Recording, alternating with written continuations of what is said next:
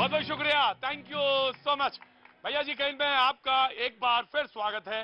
बातचीत के सिलसिले को जोड़ने के लिए एक बार फिर से हाजिर हूं। अमित साहू सहाय, बहुत बहुत शुक्रिया। पटना से हैं आप। अब गलती नहीं होगी मुझसे जी, एक बार दो बार हो जाए, उसके बाद अगर गलती हो तो वो फिर होता है कि जानबूझ के हो रही है।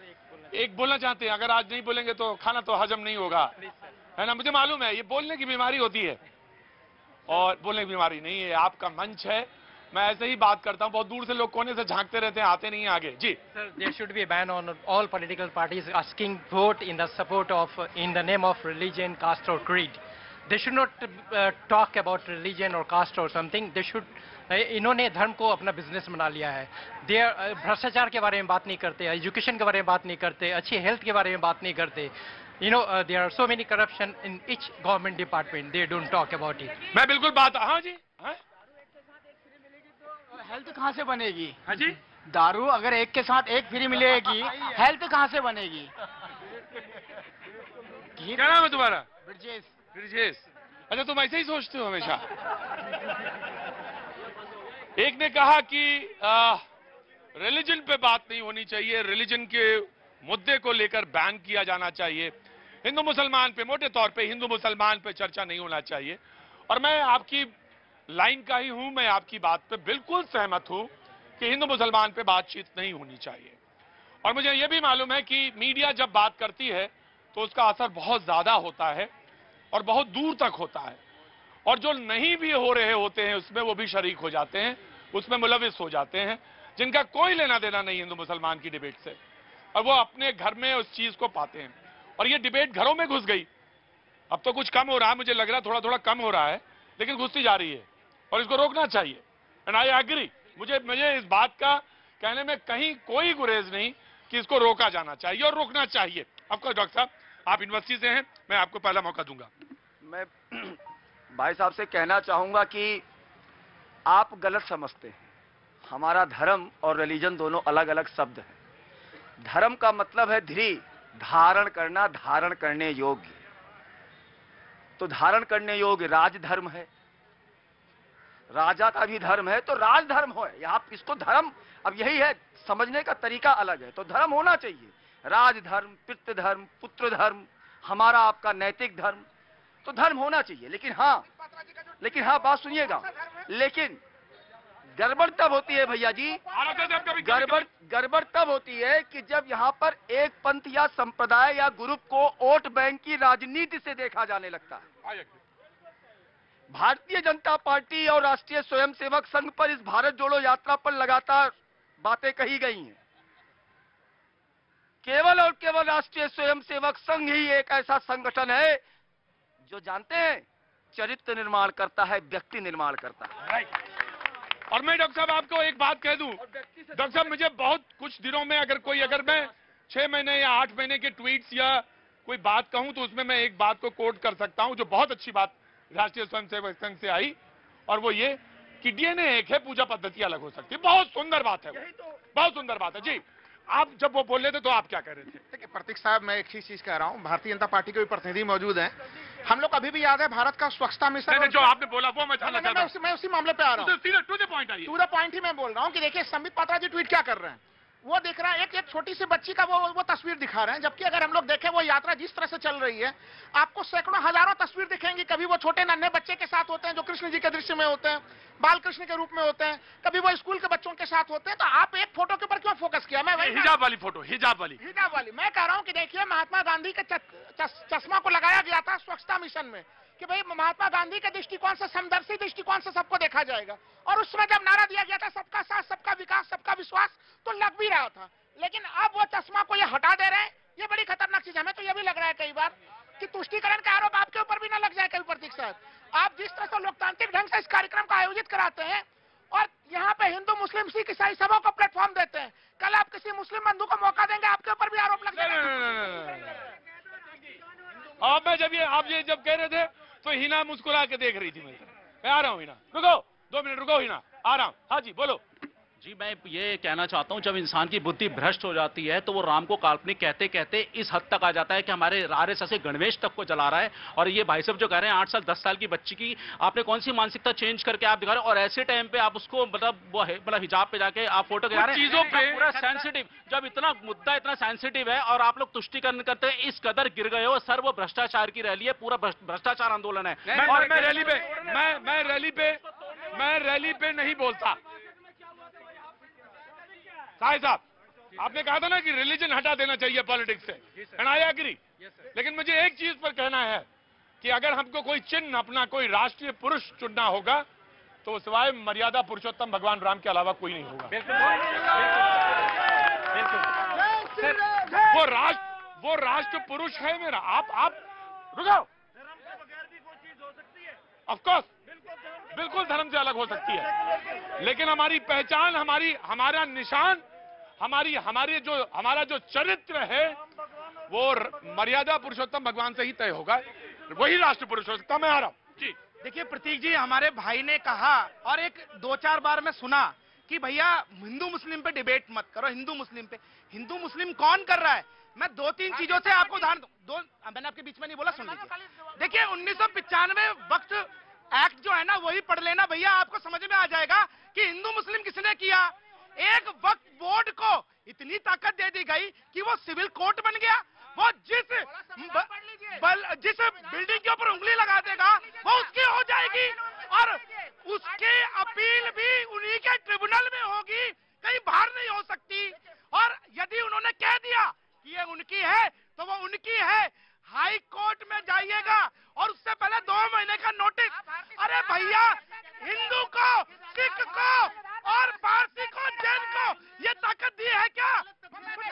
ये देखिए सूर्य मैथिल जी, बिना सोचे समझे जो फेक न्यूज जो फैलाने का काम कर रहे हैं ना, अरे पढ़ लिया, अरे फेक न्यूज फैलाना बंद करो, फेक न्यूज फैलाना बंद करो, फेक न्यूज फैलाना बंद करो। वो लोग करेंगे क्या? पूछो उनसे। फैलाना बंद करो, फैलाना बंद करो, फेक न्यूज फैलाना बंद करो, फेक न्यूज फैलाना बंद करो। देखिए मुझे गले लगा रहा है क्योंकि मैं सच बोल रहा हूँ। वो तुम किस लिए बिठा? तुम जितना तुम जोर चिल्ला के नाटक करते हो, मैं उसी नाटक का पंडित हूँ। बोलो। मैं कह रहा हूँ कि देखिए भारतीय संविधान का मैं बार-बार कहता हूँ, आर्टिकल 29 और 30 को बड़ा ध्यान रखना चाहिए सबों को। उसमें सभी अल्पसंख्यकों के संरक्षण के लिए विशेषाधिकार की बात है। आप जब मुस्लिम तुष्टिकरण की बात करते हैं ना, सुन लीजिए, भारतीय पहले संविधान पढ़िए ना, आर्टिकल 29 और आर्टिकल 30 पढ़िए। अपने अलग-अलग चीजों के संरक्षण के लिए उन्हें विशेष अधिकार दिए गए। आप संविधान को बनने में मुझे है कि नहीं? आप पहले ये आर्टिकल 29 बताइए। 29 आप जान रहे झूठे हैं। वक्फ बोर्ड एक्ट झूठा है क्या? 1995 का वक्फ बोर्ड एक्ट झूठा है क्या? क्या दे दें? लठ दे दें? अरे नहीं वकील साहब, ऐसा ना कहो। क्या नाम है आपका? नरेश कुमार जी। ऐसा नहीं, लठ नहीं दे सकते। ये सारे दोनों लोग सब विचार के लोग हैं। इन्होंने देश को लूट खाया। ये पहले कोई विचार करने में आ रहा हूं मैं, आपका 1 by 1। हाँ जी, मैं आया डॉक्टर साहब। प्रतीक जी बोल रहे हिंदू मुसलमान नहीं करना चाहिए, हिंदू मुसलमान नहीं करना चाहिए। अरे कौन कर रहा है? भारत का विभाजन किसने किया? चचा नेहरू ने किया, हिंदू मुसलमान के हिसाब से किया।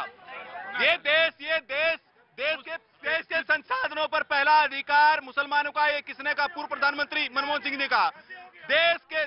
कांग्रेस पार्टी मुसलमानों की पार्टी है, इन्हीं के राहुल गांधी जी ने कहा। ये भारतीय जनता पार्टी ने नहीं कहा, ये किसने कहा? इन्होंने कहा। और प्रतीक जी तो जिन्ना की जो औलादे हैं और जिन्ना के जो अनुयायी है, ये गलत बात है। ये गलत बात है। जिन्ना क्या था? जिन्ना छोड़ो।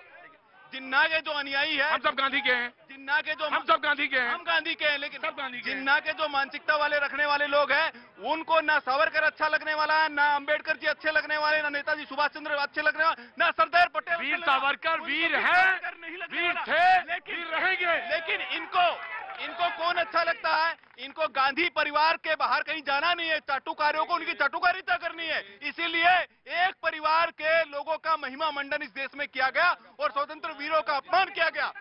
वीर सावरकर वीर थे, वीर हैं। जोर से बोलो। भारत माता की। Now you start. देख जी, पहले तो घृणा की फैक्ट्री में जो आजकल पूरा घृणा और द्वेष और नफरत फैलाने वाले लोग हैं, वो धर्म की राजनीति कर रहे हैं और उनका काम सिर्फ गांधी परिवार को गाली देकर के उनको आत्मसंतुष्टि मिलती है, जितना देना है दे ले। अरे अब तो कई लोग चुनाव लड़ रहे हैं, अब तो कई लोग चुनाव लड़ रहे हैं, अब तो कई चुनाव लड़ रहे हैं। भाई गहलोत जी आ गए, गहलोत जी आ गए तो प्रतीक जी यदि ये लेकर चिल्लाएंगे तो क्या होगा? हो गया। डॉक्टर साहब बोले। देखिए, चिल्लाने मुझे भी आती है, लेकिन मैं आ नहीं रहा हूँ। जहां तक बात है, ये जिन्ना के मजार पर कौन गया था, जिसको जिन्ना बहुत याद आता है इस देश में, और गलत तथ्य कर देने से देश समझता नहीं है। 11 साल तक नेहरू जी जेल में रहे, कौन नहीं जानता है इस देश में क्या? और जहां तक बात इन आज कर रहे हैं ना, धर्म की राजनीति जो करने वाले लोग हैं, ये गलत है। राजनीति का अपना एक धर्म है, देश के लिए, समाज के लिए, सम्मान करने के लिए, देश को जोड़ने के लिए, और हम वो काम कर रहे हैं, ये देश को तोड़ने का काम कर रहे हैं। और जब जब हम जोड़ने की बात करेंगे तो इन्हें जो है पेट में दर्द होता है। हजमोला इनको मैं जरूर दूंगा। राम को काल्पनिक कहने वाले हमें कह रहे हैं कि हम धर्म की राजनीति कर रहे हैं। राम को काल्पनिक कहने वाले, राम मंदिर के ऊपर कहने वाले कि हम दोबारा मस्जिद बनवाएंगे। पुरुषोत्तम राम की बात करते हैं, पुरुषोत्तम राम का एक चरित्र जी लेते, एक चरित्र, तब मैं जानता। पुरुषोत्तम राम ने सबसे गरीब लोगों के लिए भी कहा था, जो महात्मा गांधी कहते थे कि ये देश में सबसे नीचे के व्यक्ति, हाशिए के लोगों को अधिकार मिलना चाहिए। ये तो सिर्फ धर्म की राजनीति करके देश को तोड़ने का साथ सबका विकास। कैसे बोले थे? सबका साथ सबका विकास, सबके प्रयास के साथ हम लोग चलते हैं। ये हिंदू मुसलमान करने का काम ये करते हैं। और प्रतीक जी, इनके मन में रोम रोम है, हमारे मन में राम राम है। इनके मन में रोम रोम है, हमारे मन में राम राम है। जब भैया जी, मैं बहुत आराम से और बहुत प्यार से बताना चाहता हूँ, जब एक मिनट भाई साहब, एक मिनट साहब, मैं बाबू आ जाऊंगा, बिल्कुल आ जाऊंगा। एक सेकंड में रुको, भाई बहुत जरूरी है। बाबूजी नाम क्या है आपका? मोहन शर्मा। मोहन शर्मा जी, क्या एज है आपकी? मैं आप कहना 64 साल। 64 साल। आयुष्मान 64 साल पक्का? आयुष्मान कार्ड बना हुआ है, लेकिन वो उससे इलाज नहीं हो पा रहा है। नहीं इलाज हो पा। कहाँ गए थे आयुष्मान कार्ड लेके आप? मैं आप गाना हर जगह गया। नहीं कैसे नहीं, आयुष्मान कार्ड मुझे उसके बाद दिखाइएगा, शो के बाद, और शो के बाद दिखाइए। आयुष्मान कार्ड कैसे नहीं हो सकता इलाज? आयुष्मान कार्ड पे इलाज हो रहा है और मैंने देखा है, चेक, तो आप मुझे दिखाइएगा। जी बताइए। सावरकर के नाम का मीठा मुंह कर लो बस। सावरकर एक ही था, एक ही है, एक ही रहेगा।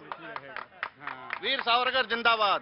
तो मैंने तो कहा, बस वही है आपकी बात। मैंने कहा कि वीर ट्राई करते हैं, उनको यही लात मारूंगा सालों को। ना बस ठीक है। रहम क्या काम है, नाम है? अच्छा जाइए।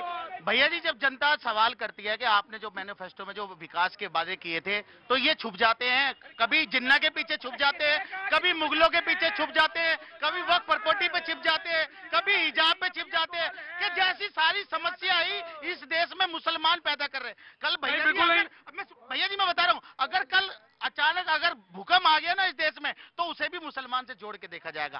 तो भैया क्या राहुल गांधी ने अगर एक महिला का, एक बच्ची का हाथ पकड़ लिया, तो क्या वो हिंदुस्तान की बच्ची नहीं है? हिंदुस्तान की बच्ची नहीं है, तो क्या उसका हाथ पकड़ लिया गया? तो संबित पात्रा जो संबित पात्रा नोटंकी करने का जो काम करते हैं। आराम से बोलो, आराम से, नोटंकी शब्द नहीं, आराम से। एक उनका वो एक ट्वीट करते हैं और उस पर पूरी राजनीति हो जाती है, और जो देश के मुद्दे हैं उनसे भटक कर मीडिया भी उस मुद्दे पर अपनी टीवी। तुम्हारी आखिरी वाली लाइन जो है कि मीडिया भी भटक के दूसरी लाइन पर चली जाती है, एंड आई एग्री। मीडिया भटक जाती है, and I agree, and I mean it. मगर बात होनी चाहिए, जितने सारे लोग यहाँ आते हैं ये अपने मुद्दे लेके आते हैं, इनके मुद्दे की बात क्यों? जब आप मनोज अगर समर्थन यही करते हैं। कौन करता है? सर, उन्होंने कब कहा? समर्थन के लोग करते हैं। इन्होंने कहा जब कन्हैया की हत्या होती है तो उनके समर्थन में खड़े हो जाते हैं। और इस देश के अंदर प्रतीक जी, अलगाववाद और आतंकवादियों को और पाकिस्तानी मानसिकता रखने वाले लोग इस देश में बहुत सारे भरे हुए हैं। जयचंदों की फौज भरी हुई है। सर, तन से जुदा वाले मुद्दे पर यही लोग बड़े बड़े हाथी पीटते ये थे। जयचंद लोग जो है ना देश को तोड़ने में लगे हुए हैं। बस 80 और 20 कौन कहता है? चर्बी और गर्मी निकालने की बात कौन कहता है? इस देश में हिंदू मुस्लिम के बंटवारे की बात कौन करता है? हम तो उसी को चाहते हैं कि एक साथ आओ। पाकिस्तान बनाने वाले आप जैसे लोग थे। हिंदू महासभा ने मुस्लिम लीग के साथ अपना तस्दीक किया। आपने श्यामा प्रसाद मुखर्जी ने मुस्लिम लीग के साथ सरकारें चलाई।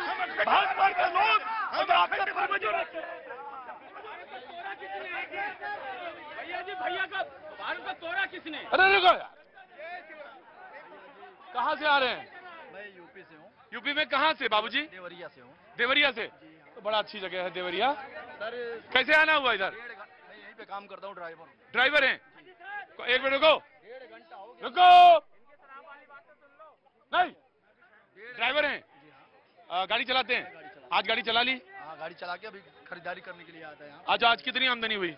आमदनी मतलब मैं मंथली पे हूँ। मंथली पे कितनी तनख्वाह मिलती है बाबूजी आपको? 18,000 रुपये मिलता है। 18,000। कौन परिवार में कौन कौन है? परिवार में सारे लोग हैं, बच्चे हैं, बीवी है, माँ नहीं है। रुको, मुद्दा यही है, भटकाओ मत। चश्मा रात में नहीं लगाया जाता है, उतारो।